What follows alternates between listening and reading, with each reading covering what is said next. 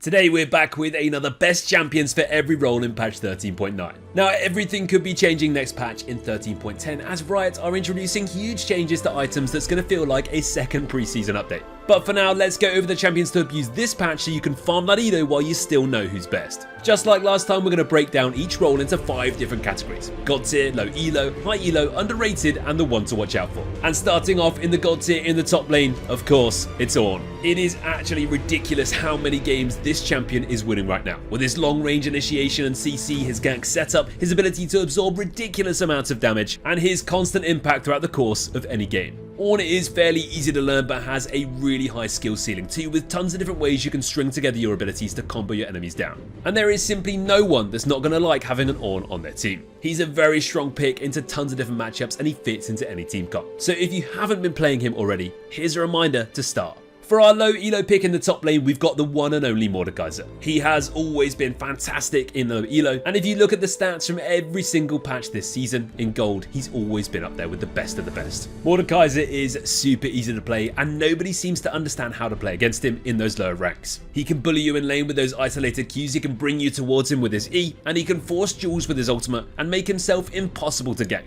Mobalytics is the king of 1v2ing the top and jungler once he's level 6. He kills one of you, comes out of his ultimate, and kills the other. And when he does get a bit too fed, he just rolls around the map like an absolute raid boss in which the enemies just seem to have no answer to him. If you are struggling at those lower ranks to climb and you do main top lane, why aren't you playing Mobalytics? For our high elo pick, you just cannot go wrong with Jax. Ever since that mini rework, Jax has been one of the best top laners to go for in high elo. And despite a few nerfs here and there along the way, he's still easily one of the best choices to go for. Jax's scaling is ridiculous, and there's not many champions in the game that can 1v1 you in a side lane. But the thing is, he's really not that weak in the early game either, so he can get those power spikes sooner and get to that point where he's scaled up and can fight anyone in most games he's picked. Jax has got versatile itemization, he's great into tons of matchups and team comps, and if you know how to really have impact from the top lane, Jax is a great choice. For our underrated pick, we've actually gone for Zac. Now despite being much more popular in the jungle, the top lane is where he's winning a ridiculous amount of games. His sustain makes him so hard to force out because he collects those blobs, heals back up, and constantly wins every single trade. Zac has amazing gank setup with that Q knocking heads together and that E jumping onto them. He's got amazing roams and ganks with that E too, and if he gets fed, he's a tanky nightmare to deal with tons of sustain and surprising amounts of damage too. Again, there's various builds you can go for with Zac in the top lane, and if you want to find the best builds and runes, then click the link in the description. On our desktop app, you can import the optimal setup straight into your client and champion select. So give him a go if you haven't already. Finally, our one to watch out for in the top lane just has to be Kayle with the massive changes that came in this patch. Late game Kayle is one of the scariest champions in the game to play against, and once she starts firing, you have to kill her so quickly because if you don't, she's going to pentakill each and every time. Now it may take some efficiency and some smart safe play to get to the late game consistently on Kayle, but when you do get there, you're going to win most games once you're level 16. The sheer AoE splash damage she can deal in team fights is ridiculous. So if you are a bit of a Kayle enjoyer, now's the best time to pick her up again. Well, let's move into the jungle now, and our god tier choice just has to be Kha'Zix. Change really is good for this guy, as those buffs to his Q recently instantly sent him into a state of sheer jungle domination. When Kha'Zix is strong, he really does rise straight to the top as king of the assassins. And his kit just offers everything he needs to walk around the map, assassinate everyone, and 1v9 and solo carry easily. From the insane damage on his Q when it's isolated, to the jump resets, to the constant stealth, and the poke with that upgraded W. There is so much to make your mark on games with this guy. And if you get a bit too fed too early on Kha'Zix, you're going to walk around one-shotting the enemy jungler, taking every objective in a matter of seconds, and ruining AD carries days one game at a time. Our low elo pick is the recently buffed Amumu, who has always been one of the best junglers to play at lower ranks. He's not been in a bad spot for a while, but the buffs this week could send him over the edge. Honestly though, ever since Riot added 2 charges to his Q, he's been a completely different champion. Every time he ganks, he has 2 attempts to line up that CC. Or if he doesn't want to do that, he can just flash in and press his ultimate. Speaking of that ultimate, this means Amumu will always be viable in any game. No matter what's happened, no matter how far behind he is, if he can get stuck in and press R at the right time, he has a chance to win the game anyway. Amumu actually deals much more damage than people realise, he absorbs and sponges tons too, and when combined with the crazy amount of crowd control he has, it's hard not to pick him right now. For you high elo jungle mains, we've gone for Hecarim this week, who's definitely came back into the flow recently. If you know how to maximize your clear and make your mark on the game early enough and get a few kills, well, Hecarim just snowballs out of control insanely quickly. The Turbo Pony has always been pretty damn scary to play against, and when he gets fed, his damage always catches enemies off guard. He can use his ultimate onto a stacked enemy team and follow that with loads of Qs, and all of a sudden the entire enemy team is feared and then dead. Now, whether you power farm your way and get 300 CS in 20 minutes, or sprint and zoom around the map and gank everybody, or a combination of the two, you're always going to have success on Hecarim if you know what you're doing. If you are struggling in solo queue against Hecarim though, then try out our counters page on Mobalytics, which shows you constantly updating stats of each and every jungle matchup and which picks are the best ones to go for. You can also see this in champion select in every single lobby against every single champion in the game, and we'll recommend 5 highest performing choices without you even having to look it up. Click the link in the description to find out more. For our underrated jungler this week, we've gone for Poppy. Now, despite already having a really solid success and play rate in the top lane, in the jungle she's also winning a ridiculous amount of games. Poppy's disruption, CC, movement speed, anti-mobility, and everything else that she brings along with it comes together to form a terrifying champion to play against. She is such an incredible counter to so many highly mobile champions that rely on their dashes for their damage. Oh, so you want to pick Kayn? I'll just pick Poppy and you can't move. Oh, you pick Zac and you want to jump onto my team? Nope. Oh no, Lee Sin's trying to insect my AD carry? Never mind. Poppy really does give those kind of champions a seriously hard time, but when you add in her damage, her CC, and everything else she brings to the table, you just can't really go wrong. Finally, our one to watch out for in the jungle is Trundle, who also got buffed in patch 13.9. When Trundle is good, the jungle is a scary place because he can evade you and kill you in just 3 bites. His early game damage, his map rotations with his W, and his ability to shred through objectives makes him snowball incredibly quickly. He can make tanks redundant in seconds with that ultimate, and with tanks being so popular at the moment, that instantly makes Trundle more viable. If you learn the matchups, learn who you can invade, learn who you can snowball against, you're going to have so much fun playing Trundle. You can tear through the camps, you can make the Summoner's Rift your playground, and win a ton of games. Moving into the mid lane now, and our god tier choice just has to be Akshan. If you look back at Akshan's win rate across the board in both the solo lanes this season, you'll realise he's been so good for such a long time. He can dominate the early lane phase with his ability to bully enemy matchups with that long range, with the shields, with the movement speed. He can swing in and dive you and reset back out again, or he can just press his ultimate and there's nothing you can do but accept your fate. Akshan has so much to offer. He can roam around the map with his stealth, he can swing into lanes and take them down in seconds, he snowballs ridiculously quickly, and of course if anything does go wrong, all he's got to do is kill that one specific enemy to revive his whole team. From completely removing certain matchups from the map, to just roaming around the map and 1v9ing. Akshan really is one of the best choices to play right now.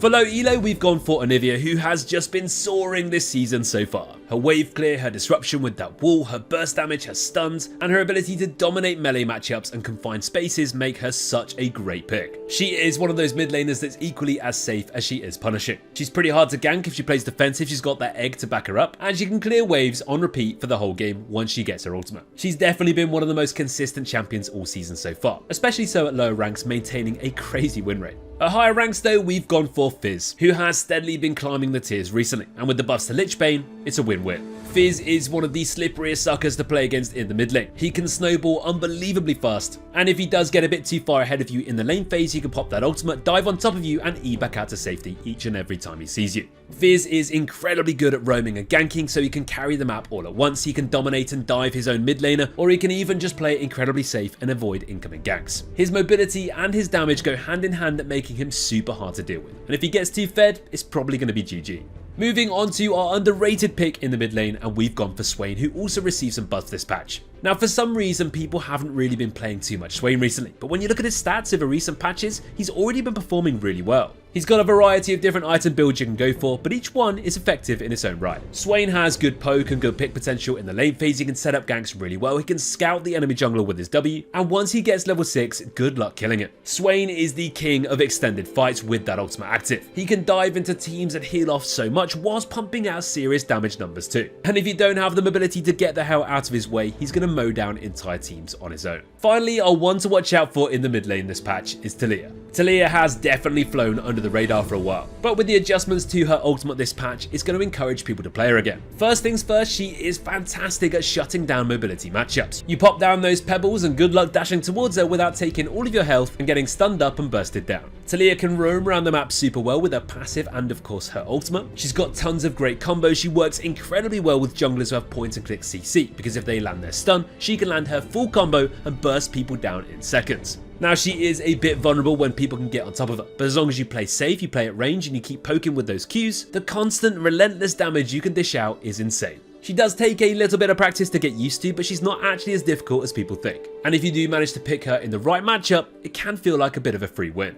Moving down to the bot lane now, and our god tier choice isn't even an AD carry. It's a mage, and of course, it's Karthus. Over the last few weeks, people have really started playing Karthus more consistently, and it's quite obvious as to why, because he's just winning a ton of games. It starts off with early aggression, spamming those Qs and out-damaging most AD carries in the early levels, and it ends up being one of the best scaling picks you can play for, because even if you don't really do too much in a teamfight and you die straight away, it doesn't really matter. Spam a few Qs and press your ultimate and watch the enemy team disintegrate. Karthus in the bot lane is also so great with so many different supports, especially the aggressive ones, because you can get so fed super early and scale so quickly. Our low elo choice this week is Xayah, who's just been having such a fantastic season. She might not be quite as broken as she was a few months ago, but she's still having a great time. Xayah has solid poke in the lane phase. She can bully lanes really easily. She's got great DPS with those feathers, with that E, and some CC and self peel in it too. And speaking of self peel, you've also got her ultimate. If you time your ultimate correctly on Xayah, you can avoid so many different damaging and crowd controlling abilities. And then if you're in the right place afterwards and you press your E on a whole team, they're gonna pop. Xayah is a lot of fun. She works well with so many different supports, especially Rakan though, and she's pretty much always useful throughout games as long as she's not too far behind. Our high elo choice for the bot lane is Draven, who always has a place here as long as he's viable.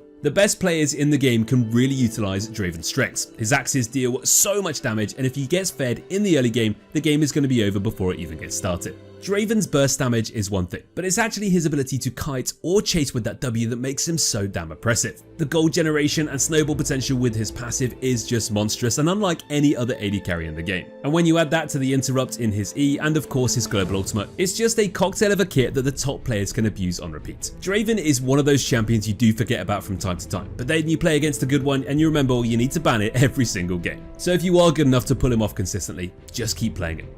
For our underrated AD carry, we've gone for Nilah. And honestly, we could say this each and every patch this whole season so far. Nilah has maintained a really impressive win rate the whole time. But this could be largely due to the fact that she's actually very situational. You can't really blind pick her in any game because if you get outranged, you're going to get absolutely obliterated. But if you get her in the right matchup with the right enchanting support or CC engaging support, she is an absolute free win. Nilah's experience gaining passive means she always gets the jump on her enemies in those early levels. You can fight at level 2 all in, level 3 all in, or even your level 6. And with your dashes, your ultimate, your improved healing and shielding, and of course your W removing anyone's ability to auto attack you, you can really understand quickly why she can be so strong. Nilah has all the tools she needs to outplay certain enemies, but she does need the right comp to pop off it. So if you do see the stars aligned in Champion Select, don't forget about Nilah. Finally, our AD carry to watch out for this week is Kog'Maw. With tanks being so popular these days, it just instantly makes Kog'Maw more viable. His ability to melt through all types of targets in the late game is what he's most known for. If you scale up with Kog'Maw with an enchanter by your side, you can kite and you can deal so much damage that if they don't one-shot you, they're gonna instantly regret it. Kog'Maw doesn't have any mobility, so you do have to be hot on your feet. You need to watch out for your positioning and you need to know how to attack, move and kite efficiently. But if you can play AD carry well enough to pull Kog'Maw off and you can get through the lane phase without being punished, he is so damn strong in that late game. So if you are looking for a duo Q combo to pop off with in solo queue with your friends, pick up Kog'Maw and take someone like Lulu, Melio or Yuumi alongside it. And on that note, let's move down to those supports to finish off, and our god tier choice just has to be Janna. Now Janna has always been one of those champions that when she's strong there is not many better choices than her for solo queue. The sheer amount of diversity and versatility that she offers with all of her utility and shields and heals and slows just makes her so easy to be impactful on and often very impressive in most games. From big clutch ultimates to disengaged teamfights to saving your team from a Zac gank with your Q up, to shielding at the clutch moment, or even flash ulting the enemy bot lane under your own tower. There is so much you can do, but even if you don't pull off all these fancy stuff and you just dish out utility, you're always going to win a ton of games. Speaking of utility, our low elo support to go for this patch is Melio. Now Melio just offers a ridiculous amount, from the obvious heals and shields to that extra range boost, plus the fact that he has a team-wide heal and cleanse in his ultimate and a burning damage passive. That is a lot to offer for a champion that's so easy to play. Yes, Emilio can be played by anyone. He is a really safe option, and once you get the hang of your Q, you just can't go too far wrong. The rest of his kit is all about timings, timing the ultimate perfectly, timing those shields at the right moments, and abusing enemies' AD carry ranges with your W on your own one. Emilio can be picked with any AD carry, so if you haven't played him yet, why not? Our high elo pick to play this week in the support role is Senna. For the last few months, Senna has just been a brilliant pick to play, offering tons of range, scaling, damage, sustain, and utility in her kit. From global ultimates to the top lane whilst you're healing your AD carry in the bot lane, to attacking and one-shotting squishy enemies from 3 screens away in late game teamfights. No, seriously, the range is absolutely absurd. When Senna is strong in the meta, it's hard not to play her. She just offers so much, and even if your AD carry doesn't really do too well, you can just become the AD carry instead and do the business. If you're looking for an underrated support to play this patch, then you need to start playing Rel. Again, just like Nila, we could say this each and every week because Rel has maintained a fantastic win rate across the board for such a long time. Rel is a very niche support that is only really optimal in the right matchups, but when you get the right one and alongside the right AD carry, it can absolutely be the freest win and the freest lane you've ever played. Rel just offers so much AoE CC. Initiation, engage, you name it, she can do it, and she can do it better than most other supports. She does have her obvious weaknesses of being crippled with the low movement speed when she comes off her horse, but it doesn't really matter because once you get off your horse, the enemies are probably already dead. And once your allied Samira is fed, they're going to 1v9 anyway, so your job here is done. Get stuck into a team, lock down as many enemies as you can, and farm that free LP at the same time. Finally, our support to watch out for in patch 13.9 is Annie. Now I know you're probably thinking that Annie's been around for a while now and she's been really strong for a while, but her popularity in the support role has dropped off a little bit. So just don't forget how strong she can actually be. Annie offers some ridiculously reliable gank setup and crowd control throughout any course of a game, from early 2v2s to late game 5-man flash tibbers. This is all you need to win a game in the right moments. Then she's got her E with a shield and movement speed, not to mention the boatload of damage that Tibbers brings to the table. The fact that she now spawns with her stun ready just means she's always prepared to fight at any given moment. And to top it all off, Annie is super easy to pick up and play. So if you have forgotten about Annie a little bit recently, here's a reminder to watch out for her, but also here's a reminder to play her again, because she's still super duper strong. Well, that brings us to the end of our video all about the best champions you can play for every role in patch 13.9. If you want to find out the best builds and runes for any of these champions, then don't forget to download our desktop app before you go. We make it super easy for you to crack on with these picks and never really have to worry about which are the best builds to go for, because you can just import them straight into your client in Champion Select and crack on with your game. As you can see here, you have 4 different setups to go for, and just click import to choose whichever one you want to try and you're instantly good to go. Thanks everyone for watching guys, and as always, take care.